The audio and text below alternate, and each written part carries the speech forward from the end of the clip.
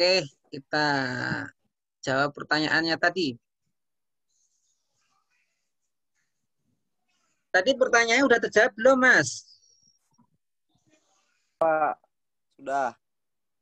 Paham ya, insya Allah ya? Insya Allah.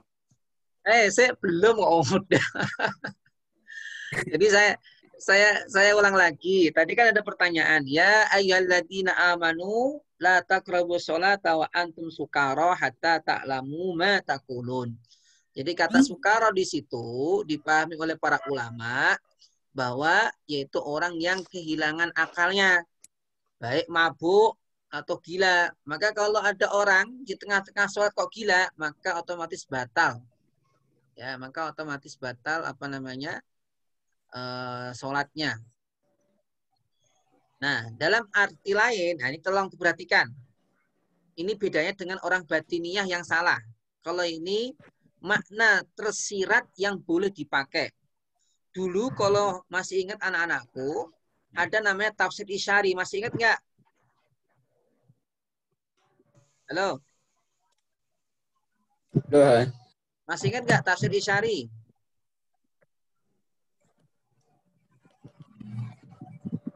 Tafsir isyari adalah tafsir yang melandaskan kepada apa namanya insting pemahaman, bukan berdasarkan kepada teks ayat, tetapi mereka yang menggunakan makna isyari ini tidak serta-merta dia menolak makna zohir. Karena itulah makna semacam ini bisa diterima. Ya, bisa diterima. Contoh, kita perhatikan dalam ayat ini ya, yang ditanyakan tadi. Wahai orang yang beriman, janganlah kamu mendekati sholat ya, dalam kondisi kalian ini mabuk. Nggak boleh. Ya, sehingga kamu paham apa yang kamu katakan. Ini mana zahir? Mana isyarinya, mana isyaratnya, ya, sebagian ulama mengatakan bahwa ketika kita sholat, ya, kok hati kita tidak hadir kepada Allah SWT, maka sebenarnya hakikat sholat tersebut adalah sia-sia. Sekalipun ya secara zahir kita telah sholat, menjalankan sholat. Tapi karena hati kita ini semrawut, kesana kemari nggak sadar apa yang kita omongkan. Jadi kita misalkan membaca iya karena budu, iya karena sain, tapi yang diingat misalkan siapa? Fadil, Bunga, Giwa, ya. Maka sholatnya ya sia-sia. Ya, itu makna yang tersirat, makna yang tersirat yang diperbolehkan. Bisa diterima. Karena dia tidak menafikan makna yang tersurat. Bisa dipahami anak-anakku?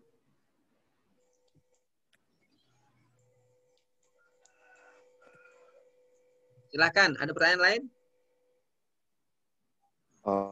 Pak, lanjutkan yang tadi, Pak. Kalau tadi kan yang disebutkan tidak sadar kan yang gila atau yang mabuk. Ya. Berarti kalau tidur termasuk dalam mabuk itu enggak, Pak, dalam surat ini? Sholat tidur. Iya, kayak gimana, ngantuk terus Ngantuk. liar-liar gitu loh, Pak. Oh, naik liar. Ya, kalau dia, ya sama juga. Saya dulu pernah sholat di Mekah atau di Madinah itu. Karena terlalu lama, capek. Saya sujud, orang udah bangun semuanya, sama masih sujud. Nah, kayak semacam ini, ya apa namanya, selama dia tidak sampai roboh, ya maka dia apa namanya tidak batal, ya. Karena apa? Ini kan kita masih ingat ya, kalau orang sholat atau kalau orang nggak sholat, kalau orang berwudu, kemudian dia duduknya itu, mohon maaf ya, menutup apa namanya, bisa menutup saluran yang belakang itu, walaupun dia tertidur, ya tapi nggak sampai ngorok ya. Maka sebagian ulama tidak mengatakan batal wudhunya. Semacam itu. Nah tentu kalau ditanya Ustaz apakah diterima atau tidak pahalanya, ya minimal kalau tidak diterima ya tidak sempurna pahalanya orang yang sholat semacam itu. Jelas ya? Oke. Yang lain silakan.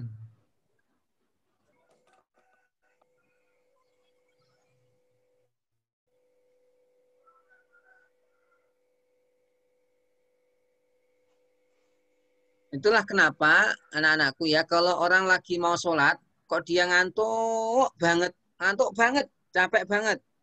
Dan dia perkirakan nanti bisa bangun lagi, masih dalam waktunya, maka lebih baik istirahat dulu. Ya.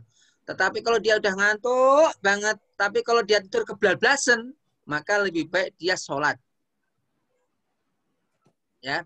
Karena apa? Kewajiban itu lebih baik didahulukan lebih cepat, lebih dahulu daripada menunainya. Paham ya? Yang lain silakan. Mas Ilham.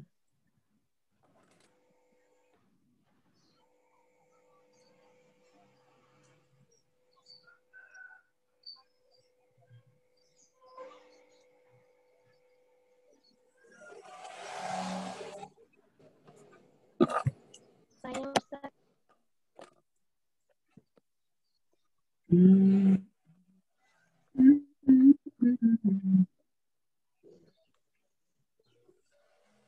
Ini kita sampai jam berapa anak-anakku? Jam 2.40. Jam 2.40 ya. Berarti sampai matinya ini berarti. 2.30 kalau nggak salah, Pak. 2.30. Baik, kita lanjutin dulu. Biar nanti tinggal kita berikan tugas-tugas kalau sudah selesai semuanya. Kita lanjut ya. Nah, kaidah yang kedua anakku. Perhatikan. Terbaca nggak? Terlihat nggak?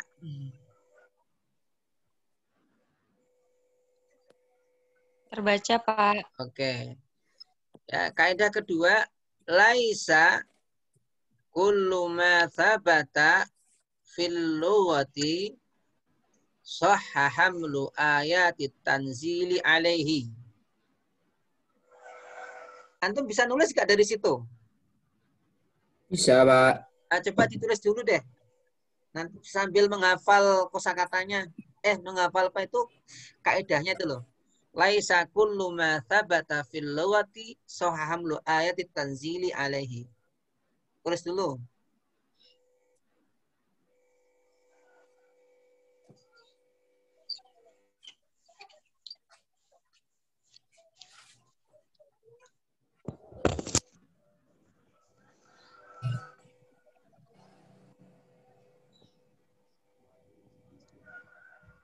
Bisa kullu martabata.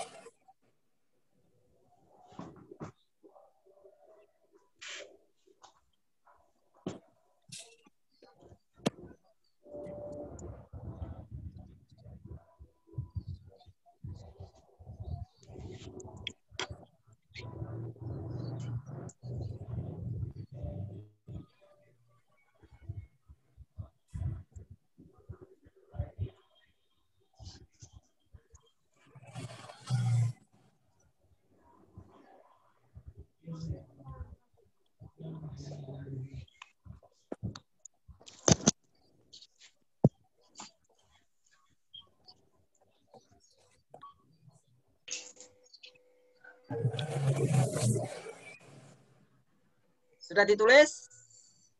Itu sing ngurat-ngurat sapa? Sing ngurat-ngurat sapa iku?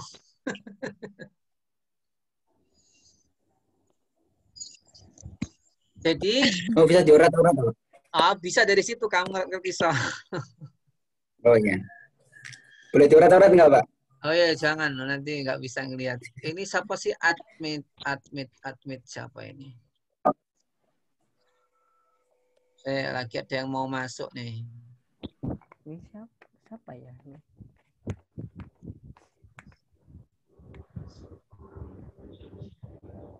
Kalau ketambahan dicoret. Oke. Baik, jadi laisa kuluma sabata. Awas kalau baca salah lah ya, jangan sampai salah. Laisa kuluma kullun, ya, laisa kullu ma thabata fil lughati sahha hamlu ayatit tanzili alaihi. Jadi yang kaidah pertama sudah ditulis? Ya, Pak. Oke. Screenshot. Jadi artinya tidak semua makna yang terkandung dalam bahasa dapat digunakan untuk memahami ayat Al-Quran. Jadi saya terangkan, perhatikan. Kalau kaidah pertama tadi, itu maknanya bahwa semua penafsiran, kalau dia tidak ada kaitannya dengan kata yang ditafsiri, sama sekali tidak ada kaitannya. Dan juga tidak ada kaitan dengan konteks ayat tersebut, maka penafsiran tersebut tertolak. Nah, sekarang kalau yang kedua ini, tidak semua kata yang ada kaitannya dengan makna yang ditafsiri itu bisa diterima. Jadi kalau yang pertama itu sama sekali nggak ada kaitannya, maka ditolak. Ya. Tapi kalau ini, ya, kalaupun ada kaitannya dengan ayat atau dengan kata yang kita artikan, tetapi ternyata tidak semuanya itu bisa dipakai untuk memaknai ayat tersebut.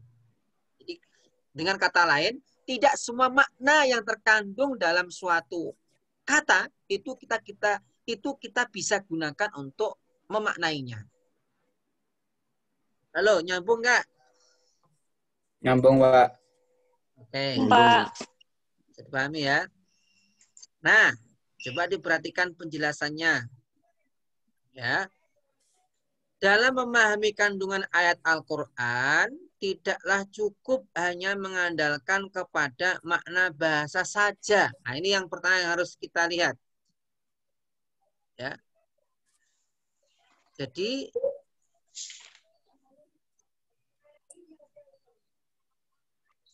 tidak semuanya.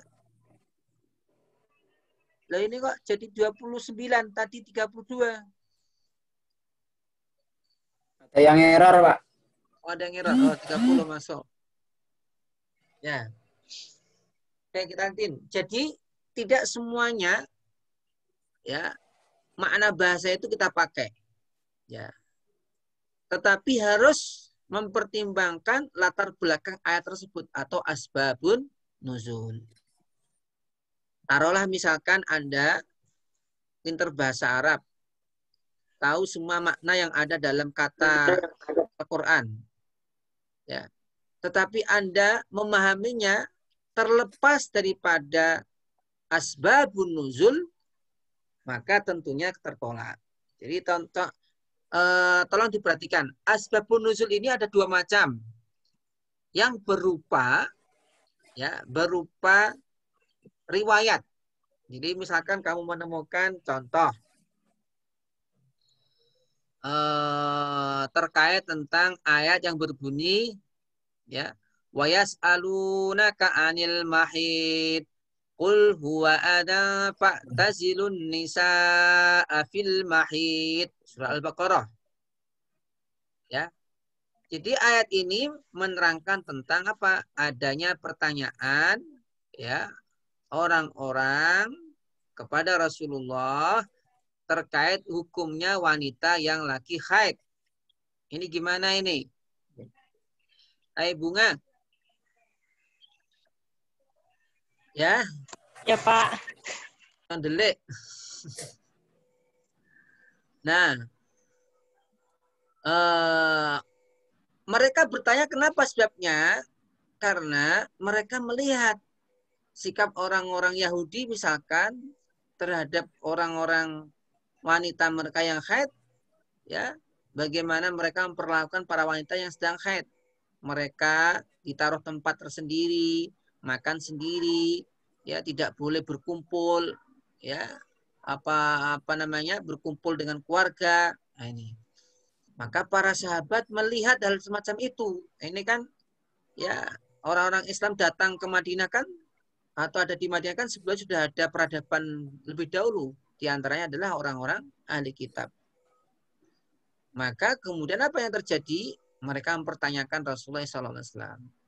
Maka turunlah ayat yang kita baca tadi tentang haid, bahwa sebenarnya tidak ada larangan ya wanita itu kumpul dengan keluarganya, suaminya, anaknya, apalagi sedang makan. Yang dilarang itu adalah hubungan seksual. Maka kenapa ayatnya berbunyi ya, wa yas'alunaka 'anil mahid qul huwa adza fa'tazilun nisaa fil mahid. Hendaklah kalian ya, karena darah haid itu adalah darah penyakit ya, yang menyakitkan, maka fa'tazilun nisaa fil mahid, maka adalah kamu hindari ya tempat keluarnya darah haid tersebut. Nah, ini juga perlu diperhatikan anak-anakku, bahwa bagaimana Islam ini memperhatikan wanita. Coba tanya itu siapa, Jihan atau siapalah itu yang wanita itu ya. Kalau sedang haid gimana itu? Itu kan apa ya, suka marah, nggak mood lah ya. Maunya mungkin menyendiri. Nah, para suami harus tahu ya, ketika menemukan ya istrinya atau anak wanitanya sedang haid, maka harus pandai-pandai seorang suami memahami kondisinya. Jadi malah bukannya dijauhi, tapi ditegaskan bahwa yang dilarang adalah satu hal tadi, yaitu apa? An-nikahu. Yang dimaksud nikah di sini adalah hubungan seksual. Ya, nah seperti itu contohnya. Nah, karena itulah kenapa kita lanjutkan, sebuah penafsiran tanpa mempertimbangkan hal-hal tersebut dan hanya mengandalkan makna bahasa, sekalipun makna tersebut benar terdapat dalam bahasa Arab, tentu akan menimbulkan kesalahan paham atau kesalahan fatal dalam penafsiran Al-Quran. Jadi kalau ada orang menafsiri Al-Quran terlepas daripada asbabun nuzul, terlepas dia dari kondisi ketika turunnya ayat Al-Quran, maka pasti akan memiliki pemaknaan yang jauh daripada apa yang dimaksudkan oleh Al-Quran itu sendiri. Ada contoh lain lagi, misalkan anak-anakku ya, dalam surat An-Nisa. Saya langsung masuk ke ayat fankihu ma tobalakum minan nisa'i matna wa thulatha wa ruba'. Ini kan kebanyakan orang memahami ayat ini ayat poligami, seakan-akan ya, poligami itu yang paling utama. Padahal ya ini ada asbabun nuzulnya, yaitu terkait apa? Terkait wanita-wanita apa namanya? Wanita-wanita yang ditinggalkan suaminya, ya, sehingga mereka membutuhkan perhatian. Ya, ada yang apa namanya, memberikan kehidupan bagi mereka. Jadi bukan pertama kali itu karena hanya nafsu saja, tidak, tapi ada sisi-sisi kemanusiaannya.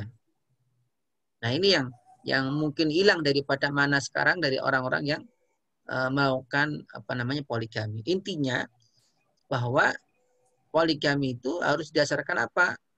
Fa in khiftum alla ta'dilu fawahidah. Kalau kamu nggak bisa adil, satu saja. Artinya apa? Jangan sampai kita melakukan poligami itu kemudian malah merusak tatanan keluarga yang sudah ada. Nggak boleh itu. Ya. Nah, ini kan yang kebanyakan seperti itu. Nah, kemudian selanjutnya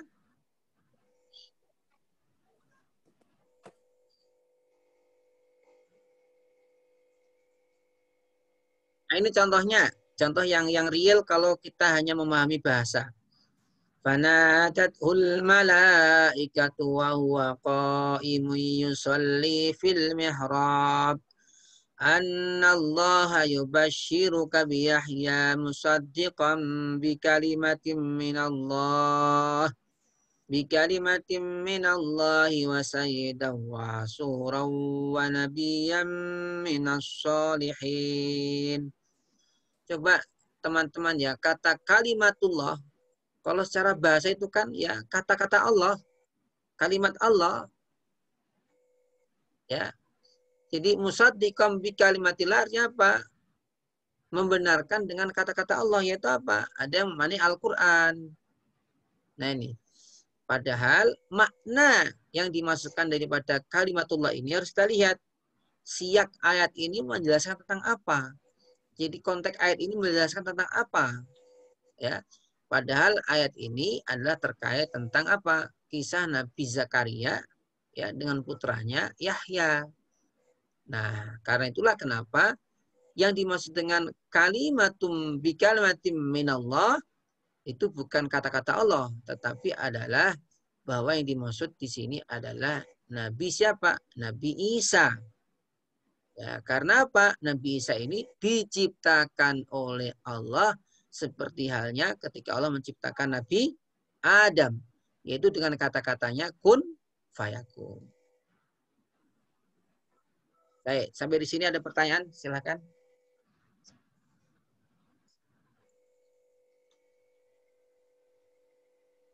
Yang nggak paham, silakan.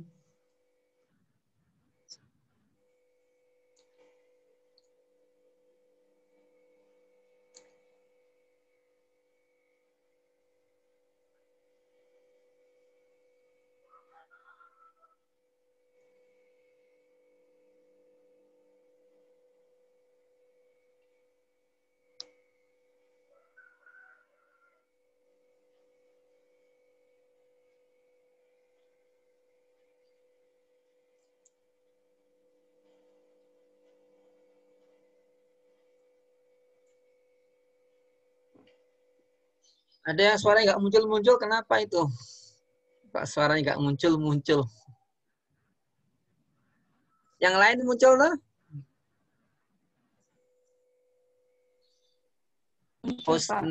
Husna, Umi, Izza, Alhamdulillah.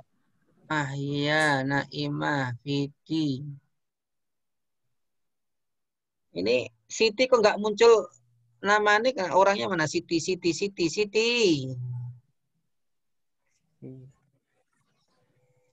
Amalia, Kafensa juga nggak muncul. Ashraf. Baik, teman-teman, mungkin ada pertanyaan lain?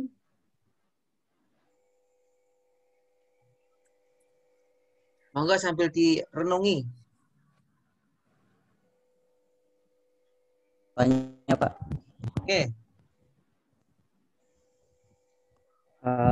Masalah itu asbabun nuzul, kan ada satu riwayat yang mengatakan bahwa kalau nggak salah surat Al-Isra ayatnya lupa ayat berapa.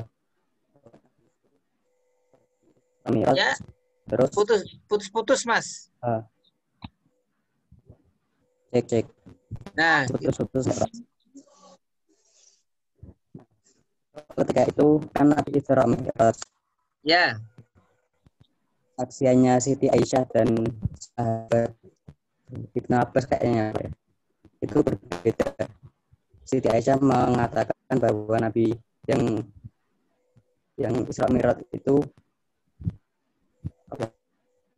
ruhnya saja. Terus Ibnu Abbas mengatakan lain, bahwa yang berangkat Isra Mi'raj itu seraganya, jadi enggak hanya ruhnya, seperti itu. Nah itu saya masih remang-remang menjelaskan. Bisa saya tangkap Mas pertanyaannya. Jadi memang Siti Aisyah ini, mohon maaf ya, khususnya dalam riwayat ini dikatakan riwayatnya marjuh. Marjuh itu tidak kuat atau lemah. Ya. Karena apa? Menyelisihi riwayat-riwayat lain yang lebih kuat. Ya. Karena di samping alasan tersebut juga terbantahkan oleh Al-Qur'an. Ya.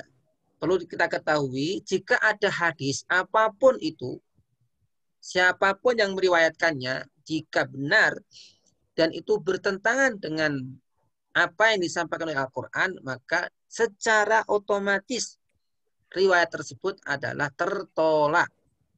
Termasuk riwayatnya riwayatnya Aisyah di sini.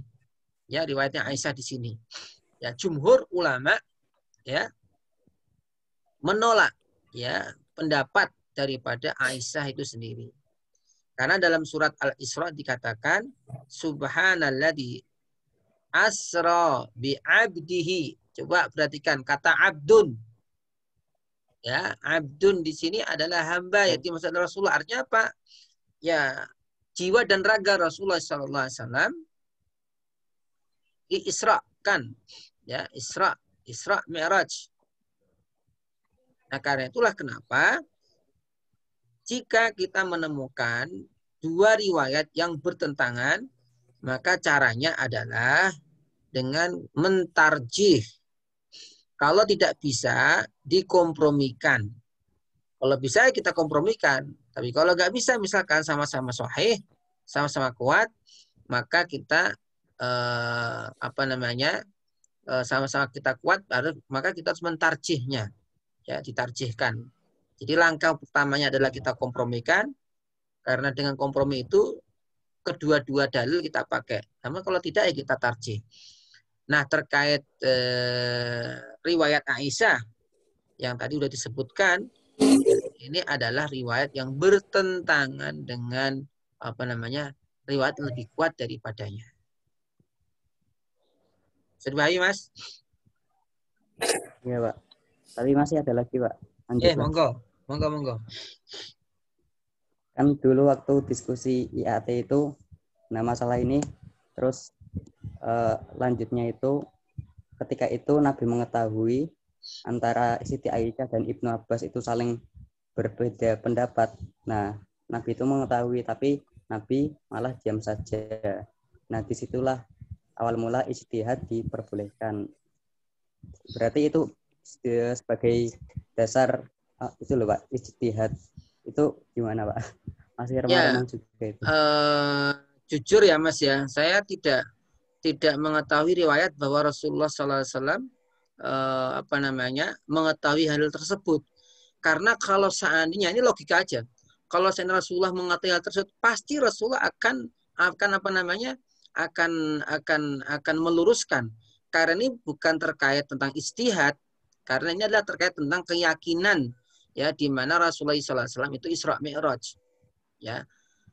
Dan riwayat ini muncul kan setelah Rasulullah SAW meninggal. Jadi bukan di zaman Rasulullah SAW itu hidup. Ya. Kalau mau cari dalil terkait tentang diperbolehkannya ijtihad, itu adalah terkait misalkan yaitu ketika Rasulullah SAW ya mengatakan antum a'lamu bi umuri dunyakum, ya kalian lebih tahu tentang masalah dunia kamu, yaitu terkait dengan asbabul wurud ketika Rasulullah SAW ya karena dia orang Mekah tidak banyak tahu tentang cocok tanam. Ketika ke Madinah itu lihat orang-orang Madinah itu mengawinkan serbuk tuh, serbuk kurma biar berbuah. Maka Rasul mengatakan kenapa harus kamu lakukan demikian? Mereka memahami itu sebagai sebuah perintah untuk meninggalkannya. Nah setelah setahun ya pohon-pohon kurma ini nggak berbuah. Kalaupun berbuah tidak maksimal. Maka mereka kepada Rasulullah, ya Rasulullah, ini dulu gini menceritakan. Maka Rasulullah mengatakan, antum a'lamu bi umuri dunyakum. Kamu lebih tahu terkait tentang hal-hal keduniaan kamu.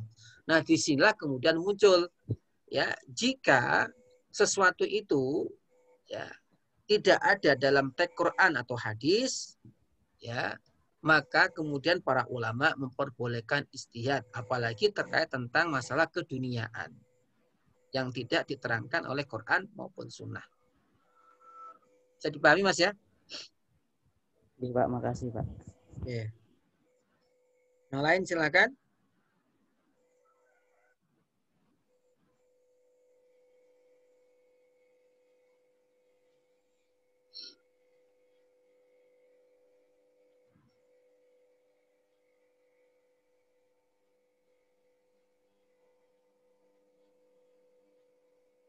Ini Jian katanya lagi masuk lagi nih Jian.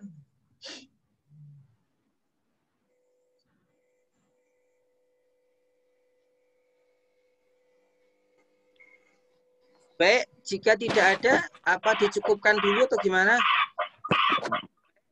Tidak ada, apa dicukupkan dulu atau gimana?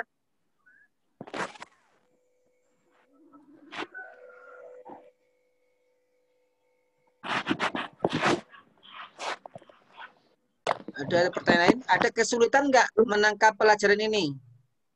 Anak-anakku coba. Ada kesulitan nggak?